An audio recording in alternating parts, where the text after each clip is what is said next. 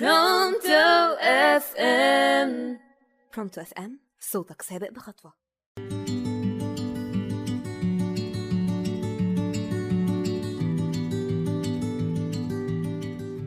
مساء الخير على مستمعين إذاعة برونتو اف ام. معاكم كنوز من برنامج على الهوا سوا، وموضوع حلقتنا النهاردة عن الموضة، سواء بقى لبس أو اكسسوارات أو أي حاجة بتحصل الفترة دي.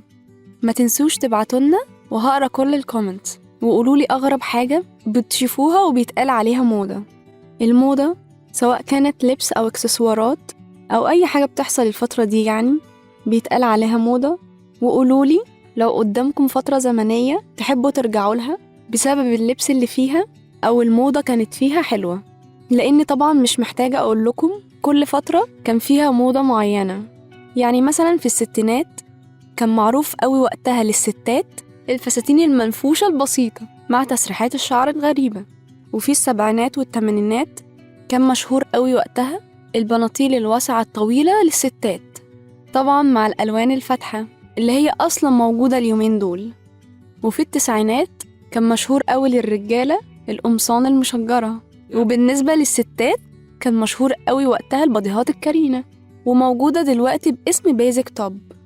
فقولولي بقى أنهي فترة عايزين ترجعوا لها بسبب اللبس اللي فيها، وإيه أغرب حاجة بتشوفوها وبيتقال عليها موضة. ما تنسوش تبعتولنا إجاباتكم في الكومنتات. وفي الفقرة دي هنقول موضة 2025 من حيث الألوان: اللون الأزرق السماوي ودرجات البن الفاتح وكمان الأخضر الزيتي. أما من حيث التصاميم والقصات: الأزياء الملفوفة والأقمشة المجعدة. أما من حيث الإكسسوارات فالنضارات الشمسية البيضاء. وبكده تكون خلصت حلقتنا النهاردة. يا رب تكونوا اتبسطتوا معانا، واشوفكم في الحلقة الجاية الأسبوع الجاي في نفس الميعاد. كنت معاكم كنوز من برنامج على الهوا سوا على راديو برونتو اف ام.